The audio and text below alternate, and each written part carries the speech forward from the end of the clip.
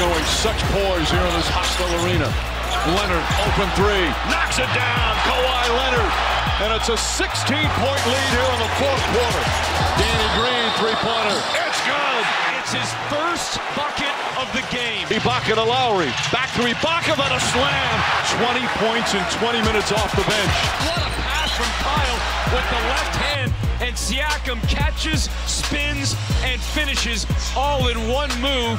This crowd is stunned. But some of the fans here at Oracle already heading for the exits. If I'm the Warriors, the way they look right now, I'd be hoping that KD's on the way. Toronto Raptors are going to be one win away from an NBA title, making all the big plays at crunch time.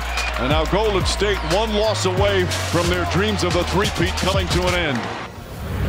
Oh, yeah, that's right. Come on in. You are now rocking with the best. Ro Parrish, Jason Terry running the two-man game. It's Game Time presented by State Farm. Now, Friday night, those fireworks were popping for the Raptors fans as they steal both games in Oakland with a chance to close out the Warriors in Game 5. Now, we know about the Dubs in that third quarter. They developed a league-wide reputation that's legendary when it comes to the third quarter. However, Claw and Serge, they might have become Canadian legends in their own right after they performed very well after recess, outscoring the Dubs by 16. Looking at the stats right here, Kawhi and Serge alone outscored the Dubs. Jet Terry, you're watching this game. You're witnessing this take place. What are you saying in your mind? Well, the third quarter was phenomenal. They took a page out of the Golden State Warriors book, and they came out with bad intentions. Kawhi himself in that quarter, 17 of those 37 points. He was on fire. He was a man on a mission. And they understood their opportunity to take control of the series was right now in Game 4. Toronto's first-year coach and his two All-Stars spoke after the game, starting with the favorite for Finals MVP. We were 2 games away, 4 games away. It doesn't matter until you get that fourth win. And, you know, we just have to stay confident in ourselves, be patient, don't try to rush things, and see how it plays out. We won 3 games. You know, it's the first of 4. We understand that they're the defending champs, and they're not going to go out easy. They're going to come and fight and prepare to play the next game, and that's how we're preparing ourselves. Like we have to, we got to prepare ourselves to play the next game. We haven't done anything yet. We're going to get back there, and as you know, they're going to be going crazy in Toronto. And my message to them is we've never really talked about the series score. Can't let people take you someplace you aren't yet. Right, and we know this is a great team, and we know how hard we have to play to beat them. The Raptors, no doubt, playing hard. Now, this is just my opinion. I'm watching the game, and I just mentioned this to you, and it just looks to me, in my personal opinion, watching the Raptors, they appear just to be better than the Warriors at this point. You hear me say that, and what do you say? I would say they are playing better than the Warriors at this point. And is one on the defensive end. They are locked in. They are rotating. They are giving maximum effort to their defensive game plan, and they're very disciplined. And so when they don't give Golden State easy opportunities in transition, they lock them up in the half court. They make them take tough, contested shots, and Golden State is just struggling to make open shots when they get those opportunities. Yeah, we're going to go over those struggles later on. But one of the questions entering the finals was who else besides Kawhi was going to get buckets for the Raptors. So in every win, one of Claw's teammates, they've stepped up, and it's been crazy. You remember the Siakam explosion in Game 1, 32 points in his debut. Jet Terry once did that, didn't you? Danny Green was raining threes in Game 3 and then Serge in Game 4. Like King Push, they were putting numbers up on the board. So this has been so impressive, witnessing what the Raptors have been able to do, because that was a major question that was asked. How do you feel, or what are your thoughts on everyone stepping up, taking a turn in a sense, and stepping up on that stage? Well, their biggest weakness going into this series was their overall depth. Obviously, they only go 8 deep, but could they get production from that 8 deep? Now, Kawhi has been phenomenal throughout these playoffs, averaging 30 and 10 in this series, but Serge Ibaka has given us an energy surge, throwback to his Oklahoma City days, where he's giving you 20 points in Game 4. He had 2 blocks, but in Game 3, he had 6 blocks. So his impact was felt on both ends of the floor. Danny Green struggled throughout this postseason to find his touch, but in Game 3, came up big with 6 3-point shots. Fred VanVleet has been consistent. He has given them a change of pace, and they have played a small lineup with he and Lowry in the backcourt. And that has given Steph Curry all the problems he can handle because now he has two guys that can get physical with him and also chase him off of screens. Those are two guys. The player that wears number 2 has been balling out of control. He had 14 points actually to start the game in the first quarter, and it led to another 30-point game. And he's doing this on the road, which is crazy, which puts him in great company of the one and only LeBron James and Kobe Bryant. This is amazing. Oh, he's phenomenal. I mean, Kawhi Leonard is locked in, focused, on a mission to carry this team to another championship. And the one thing you can't underestimate about Kawhi is his experience. He's already been there before, multiple times, and he's excelled and played his best basketball in the NBA Finals, and he's doing it once again here on the biggest stage. Like Dr. Dre once said, he's been there and done that. Now, as for the Warriors, being down 3-1 is a position they're familiar with as they were against the Thunder in the Western Conference Finals years ago. However, this is a little different being down 3-1 in the NBA Finals. The Golden State Warriors are 1-10 all time when they're down 3-1, that one series victory coming against OKC back in the day. So looking at the Warriors, you see Klay Thompson coming in off that hamstring injury. What are they going to have to do to continue this series? Well, the most important thing they're going to have to do is fight for their lives and play with desperation, something that they ordinarily hadn't had to do throughout this run.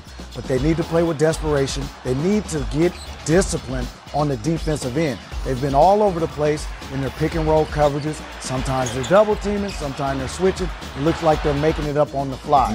And so that's not customary from what you've seen from a Golden State team. They've been well oiled on the defensive end, and that's just not happened here in these last 2 ball games. Defensive struggles have been a problem. We're going to go over that more later, but the Splash Brothers, they need some help. 55 points between the two, but the rest of the team are struggling. I mean, I'm watching the game. I'm really expecting Boogie to bounce back.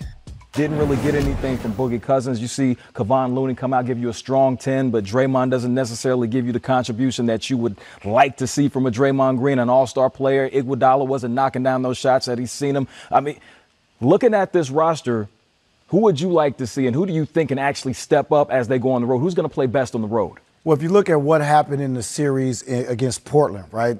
Curry and Thompson were very consistent from the perimeter, but it was Draymond Green who was the engine. We haven't really seen the impact of Draymond getting the ball, going end to end, putting pressure on the Toronto's Raptor defense. Now, give Toronto a lot of credit because they're taking care of the basketball. Last game, 9 turnovers. So there wasn't many opportunities for Draymond to grab the ball in transition and facilitate and make plays for others. But for them to get it game 5, he's going to have a steady dose of him getting out, putting pressure, getting downhill, just being a nuisance on both ends of the floor for Golden State to come away with this victory. A nuisance on the offensive end is Kevin Durant when he's healthy. One word, do we see him in game 5, yes or no? I hope so. I mean, because at the end of the day, that's not one word. Okay. No. There we go. Thank you so much. Live television, there's nothing like it. Hey, we got to take it to the Twitter sphere. Donovan Mitchell, Kawhi is just different. Hashtag the accuracy. He was clowning. What else we got coming from the Twitter sphere? Is the troll game strong? Of course it is, coming from Drake. Ball game. You ready? One more win. Just don't wear that in game 5. Oh, man. Drake is always ready on social media. From the squad that plays in the 6 that are favorites to capture the title, history says it's theirs for the taking. However, there are exceptions to the rule. We'll talk about that and give you the finals all-access credential coming up next on Game Time, presented by State Farm.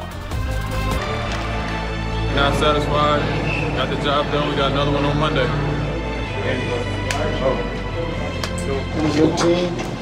Take them one at a time. Forget what the score of the series is. Let's go.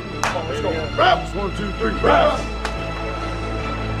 Think about this. The Warriors just lost back-to-back NBA Finals games in their house. It's one of those nights where you play a lot of energy and start to build momentum, and then the wheels fall off a little bit. We got to do something about it if we want to, extend this series.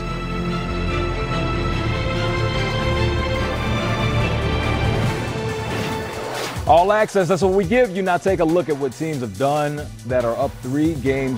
Draymond and company, they are still champions, and they will continue to play with that level of pride until further notice. I mean, that's important, to have that pride, have the faith in what we're capable of. Like you said, just got to take it one game at a time. We got to win one game. We win one, then we'll build on that. But I've been on the wrong side of 3-1 before, so why not make our own history? In our locker room, we were talking about believing. Everybody out there, believe that we can get this done. And we got, like I said, we can draw on those experiences that we had, back in the day and see what happens. As most of you know, Jet Terry famously shut down a certain king on the biggest stage back in 2011. Wow. So I'm just saying, I witnessed it. I saw it. You see what I did there? So you know all about playing championship level defense, which is something Toronto appears to be doing, and the Dubs, not so much. Yes.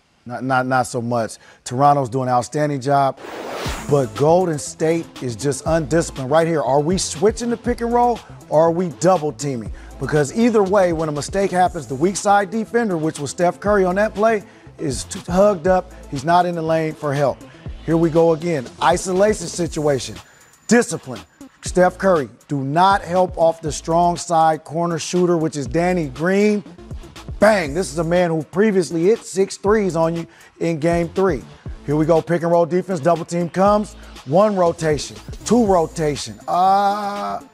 But we don't get a third. Serge Ibaka walks down the paint. Uncontested dunk. Now the Raptors, though. On the other end, Toronto locked in. Boogie Cousins in game 2 was very effective in that area, hitting cutters to the basket.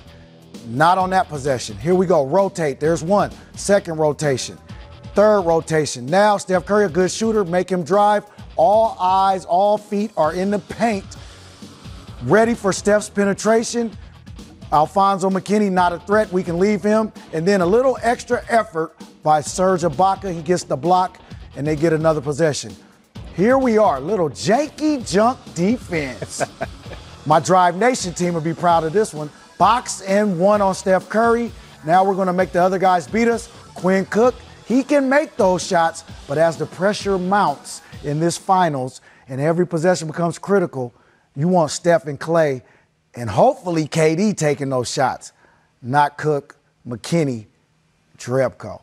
Now, Rick Carlisle, back in 2011, you guys employed the 1-3-1 defense, and that was something that hadn't been seen, that couldn't be reacted to by the Miami Heat, and they end up losing that series, obviously. But how much have you been impressed with Nick Nurse and his ability to employ these unconventional defenses and have success? For a rookie head coach, hats off to him. He's done an outstanding job. Give credit also to his coaching staff. I know a couple of those guys over there. They're doing a heck of a job. Of course, he knows them all. And you will witness history being made in Minnesota, a country, and everybody has pride, and they rep their Raptors. Check out these images from all over north of the border where they have pride.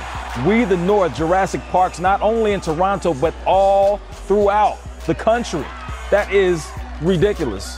Jed, have you ever seen anything like this in the NBA? Never seen it. Never seen anything like it, but even in Oracle last night. Came in and took over. Where do you, I mean, this reminds me of watching football or soccer, as we say. Someone goes into another arena and there seems to be more fans from the opposing team. Great fan base, great support. Good to see. It's refreshing. You know what else is refreshing? The 30-point games for Kawhi Leonard, who has been doing work, joins exclusive company. It seems like everybody pretty much on that list is either in the Hall of Fame right now or will be soon. That boy good. He good. Yeah. I promise he good. I promise he good. So, Jet, got Game 5 coming up. Do we see this series extended or one word? Wow. Come on, Jet. Yes or no? Warriors lose, Warriors win. Extended. There yes. it is.